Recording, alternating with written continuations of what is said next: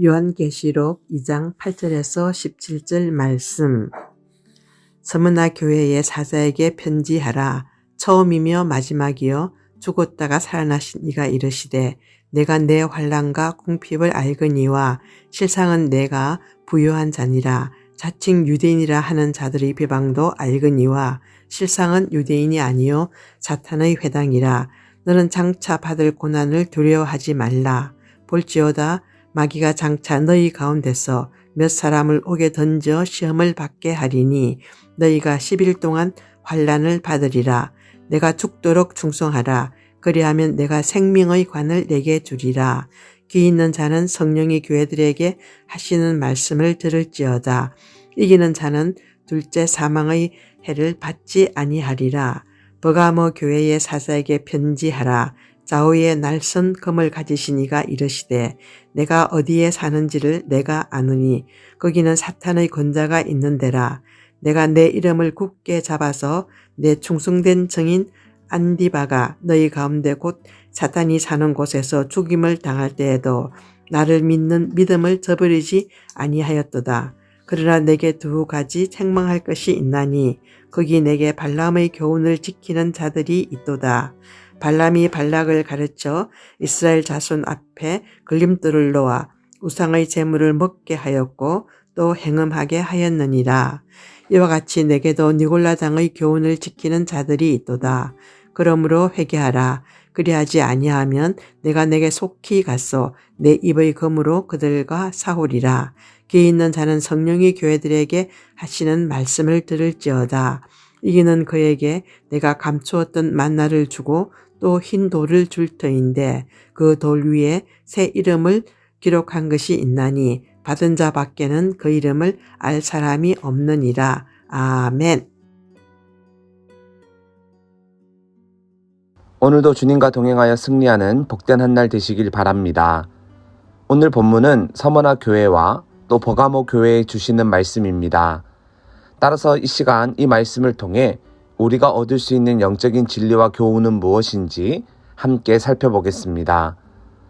서머나는 에베소로부터 약 64km 떨어진 연안 항구 도시로 에베소 다음 갈 정도로 무역이 활발하게 이루어진 도시였습니다. 그리고 서머나는 황제 숭배의 중심지였는데 소아시아 지역의 모든 신전을 총괄하고 감독하는 역할을 했습니다. 그러다 보니 황제 숭배를 주관하는 제사장들은 많은 부를 축적할 수 있었고 또 도시의 모든 부분이 황제 숭배와 관련되어 있다 보니 경제적인 부분에서도 상당한 부흥이 있었습니다. 그러던 중 도미티안이 로마 황제가 되었을 때 서머나 지역을 중심으로 황제 숭배에 대한 압력은 더욱 거세졌는데 서머나 교회 성도들은 예수님께서 십자가에 이루신 대속의 죽음, 또 사망 권세를 깨뜨리시고 부활하신 주님의 능력으로 완전히 충만해져 있었기에 그 숱한 압력에도 불구하고 황제 숭배를 단호하게 거절했습니다. 그 결과 9절에 기록되어 있듯이 그들은 극심한 환난과 핍박을 받았으며 또 가난한 삶을 살아야 했습니다. 다른 서머나 주민들은 항구 도시요 또 황제 숭배의 중심지였기에 그 누구보다 부유하고 안락한 삶을 살았는데 서머나 교회 성도들은 믿음 때문에 그것을 누리지 못하고 오히려 목숨을 위협받았고 또 사회적으로 경제적으로 큰 불이익을 감수해야 했습니다. 이들의 삶은 정말 환난과 궁핍이라는 두 단어로 정의될 만큼 정말 힘든 삶이었습니다.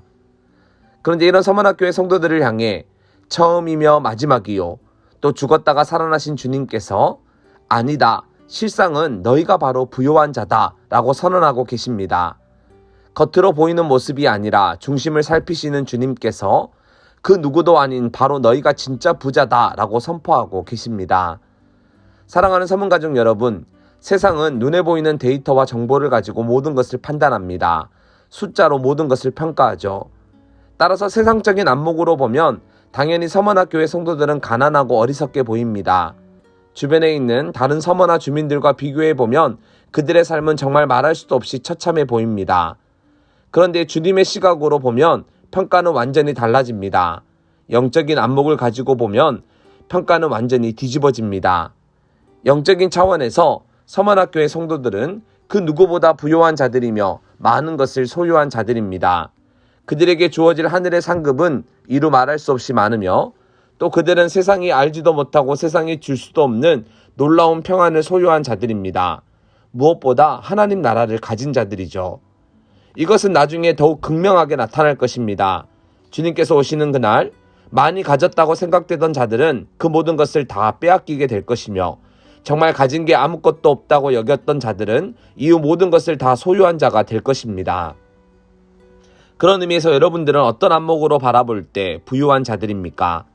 거짓으로 부유한 자들입니까? 실상으로 부유한 자들입니까? 저는 정말 서문가족 모두가 진짜 부자가 되었으면 좋겠습니다. 주님께서 실상은 너희가 부유한 자니라 그렇게 칭찬하는 자들이 되면 좋겠습니다. 그러니 세상적인 차원이 아니라 영적인 차원에서 부요함을 늘 꿈꾸고 바라는 믿음의 자녀들이 되기를 바랍니다. 그리고 오늘 10절 말씀을 보면 예수님은 장차 받을 고난을 두려워하지 말라. 볼지어다 마귀가 장차 너희 가운데 몇 사람을 옥에 던져 시험을 받게 하리니 너희가 10일 동안 환난을 받으리라 말씀하고 계십니다. 따라서 예수님께서 하신 말씀을 한번 곱씹어 보십시오.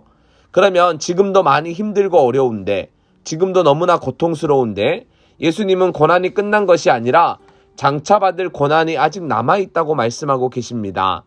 몇 사람은 옥에 던져 10일 동안 큰 환난을 받을 거라고 말씀합니다. 그러니 서문학교의 성도들이 이 말씀을 들었을 때 얼마나 낙심이 됐을까요? 많이 힘들었지, 이제는 좋은 날이 올 거야. 이렇게 이야기해 주시면 힘이 날 텐데 다시금 고난이 있을 거라고 말씀하시니 두렵기도 하고 마음이 힘들기도 했을 겁니다.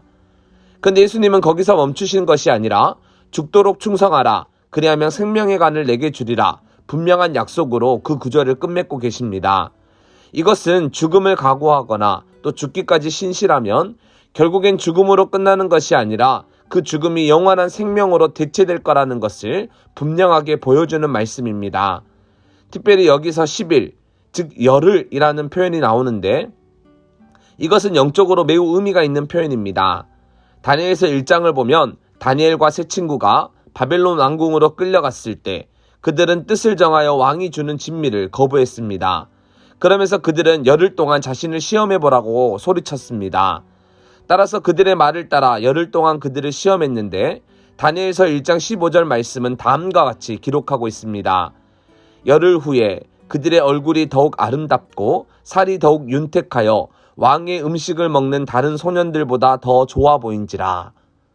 사랑하는 서문가족 여러분, 다니엘과 세 친구가 바벨론 왕궁에서 겪었던 열흘, 그리고 서문학 교회 성도들이 감옥에서 보내게 될 열흘은 분명히 힘들고 긴장되고 매우 부담스러운 시간입니다.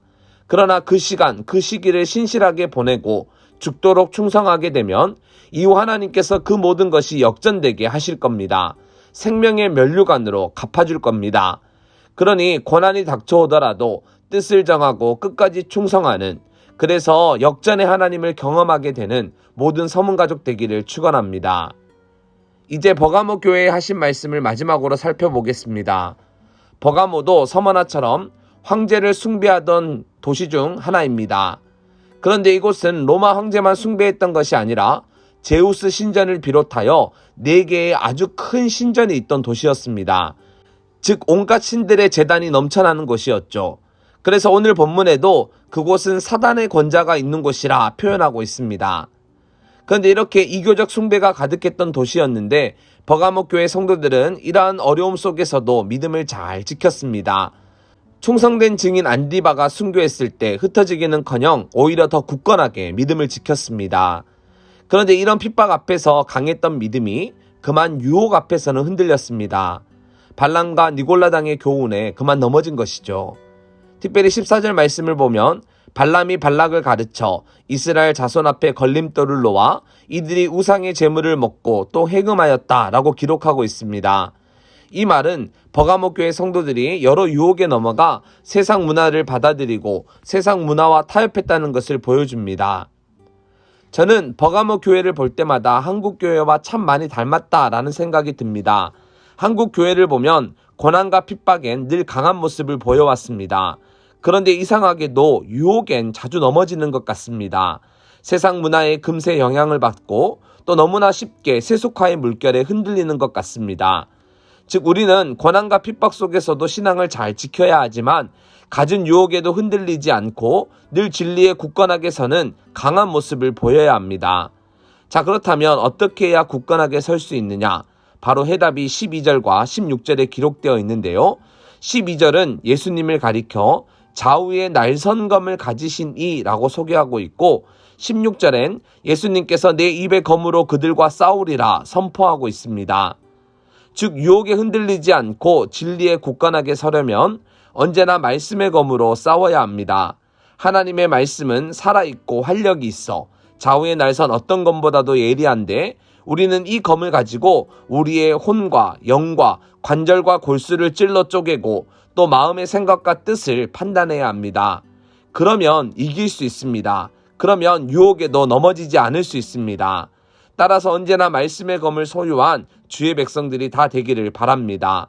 더 나아가 무뎌진 검이 아니라 정말 날선 검을 손에 쥘 수 있도록 늘 주의 말씀을 사모하는 모든 서문가족 되길 바랍니다. 이제 들은 말씀을 기억하여 함께 기도하면 좋겠습니다. 서문학교의 성도처럼 고난 중에도 역전의 하나님을 기대하면서 죽도록 충성하는 자가 되게 하소서. 또 언제나 말씀의 검을 가지고 유혹을 물리치는 자가 되게 하소서 기도하겠습니다. 두 번째로 교회를 위해 기도할 때 감사 찬양제를 통해 우리 교회에 베풀어 주신 은혜에 감사하고 또 앞으로 우리 교회를 통하여 펼쳐가실 주의 역사를 기대하게 하소서 이렇게 함께 기도하겠습니다.